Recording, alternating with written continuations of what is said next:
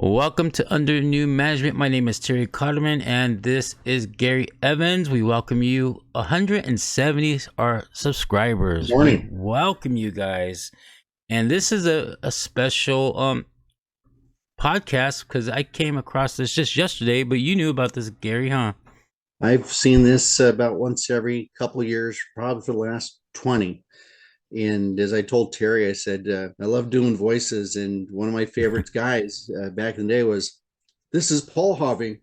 Good day," at the end of his podcast. But Terry came across Paul Harvey's 1965 show, If I Were the Devil.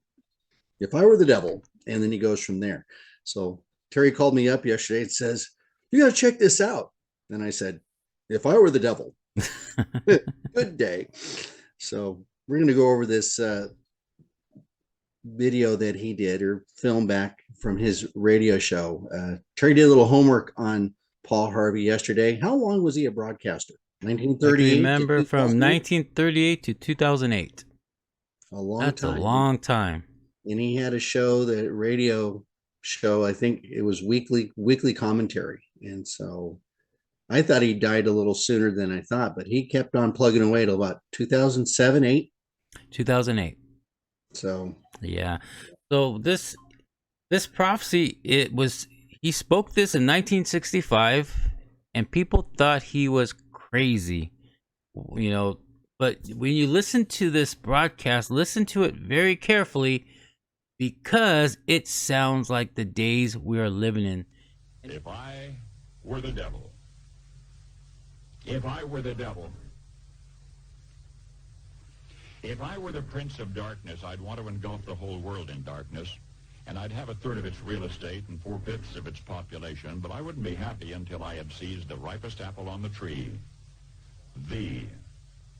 So I'd set about, however necessary, to take over the United States. I'd subvert the churches first. I'd begin with a campaign of whispers. With the wisdom of a serpent, I would whisper to you as I whispered to Eve, "Do as you please." To the young, I would whisper that the Bible is a myth. I would convince them that man created God instead of the other way around. I would confide that what's bad is good and what's good is square. And the old I would teach to pray after me, "Our Father, which art in Washington." And then I'd get organized. I'd educate authors in how to make lurid literature exciting so that anything else would appear dull and uninteresting. I'd threaten TV with dirtier movies and vice versa. I'd peddle narcotics to whom I could. I'd sell alcohol to ladies and gentlemen of distinction. I'd tranquilize the rest with pills. If I were the devil, I'd soon have families at war with themselves, churches at war with themselves, and nations at war with themselves, until each in its turn was consumed. And with promises of higher ratings, I'd have mesmerizing media fanning the flames. If I were the devil, I would encourage schools to refine young intellects, but neglect to discipline emotions. Just let those run wild. Until before you knew it, you'd have to have drug-sniffing dogs and metal detectors at every schoolhouse door. Within a decade, I'd have prisons overflowing. I'd have judges promoting pornography. Soon I could evict God from the courthouse, then from the schoolhouse, and then from the houses of Congress. And in his own churches, I would substitute psychology for religion and deify science. I would lure priests and pastors into misusing boys and girls and church money. If I were the devil, I'd make the symbol of Easter an egg and the symbol of Christmas a bottle. If I were the devil, I'd take from those who have and give to those who wanted until I had killed the incentive of the ambitious. And what'll you bet? I couldn't get whole states to promote gambling as the way to get rich.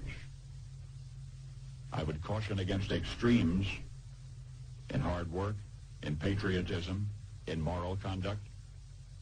I would convince the young that marriage is old-fashioned, that swinging is more fun, that what you see on TV is the way to be. And thus I could undress you in public, and I could lure you into bed with diseases for which there is no cure.